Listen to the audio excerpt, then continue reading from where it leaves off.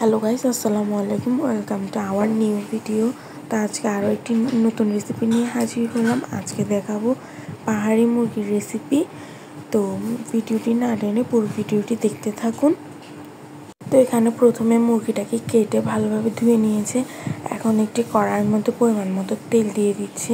তেলটি গরম হলে এখানে পেঁয়াজ কুচি করে নিয়েছে, তারপরে 2-3টা তেজপাতা, 2-3টা দারচিনি, তারপরে এলাচ দিয়ে এখন এটাকে ভালোভাবে ভেজে নিতে হবে।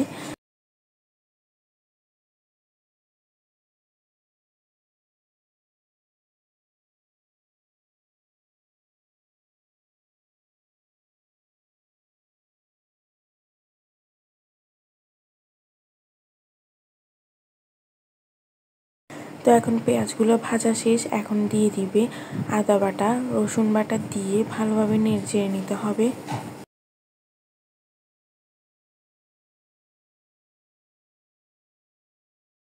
এখন দিয়ে দিবে 3 চামচের মতো হলুদ, 3 চামচের মতো মরিচ, 1 টেবিল চামচের মতো জিরা গুঁড়া, 1 টেবিল চামচের মতো ধনিয়া গুঁড়া, 1 টেবিল চামচের মতো গরম মশলা গুঁড়া।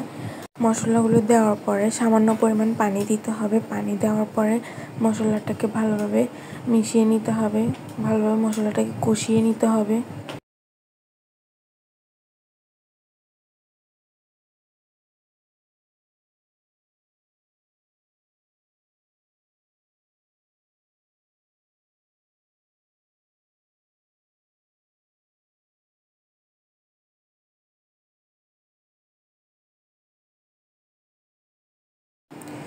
এখন দিয়ে দিব পরিমাণ মতো টমেটো সস, দিয়ে ভালোভাবে নেড়ে নিব।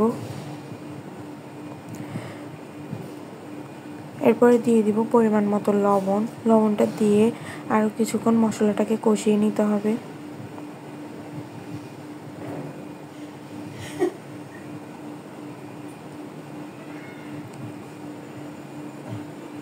মশলাটা কষানো হয়ে গেলে এখন মুরগি মাংসগুলো দিয়ে দিব, দিয়ে মশলার সাথে ভালোভাবে মিশিয়ে নিতে হবে।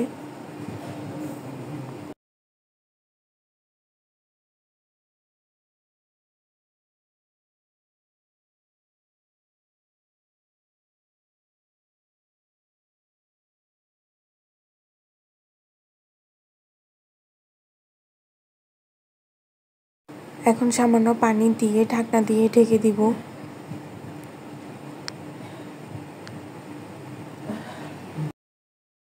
কিছুক্ষণ পর পর ঢাকনা উঠিয়ে এভাবে উপর নেড়ে দিতে হবে।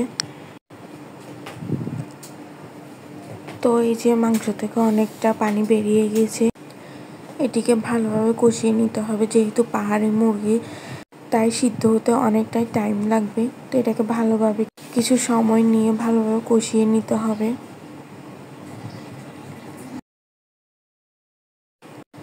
এখন দিয়ে দিব আলুটা দিয়ে আবারও ভালোভাবে নেড়ে নিতে হবে, আবারও ভালোভাবে কষিয়ে নিতে হবে।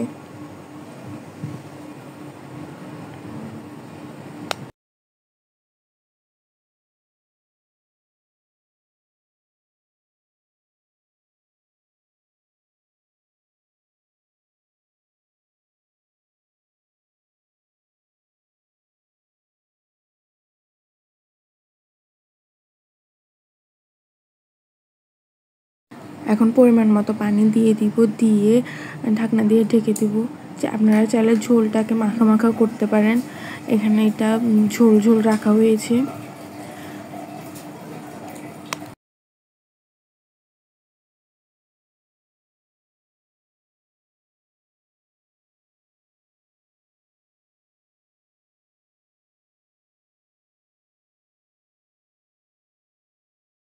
তো মুরগিটা একদমই রেডি।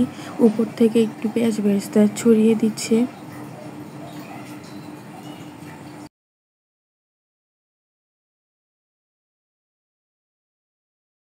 তো এই তো পাহাড়ি মুরগি একদমই রেডি।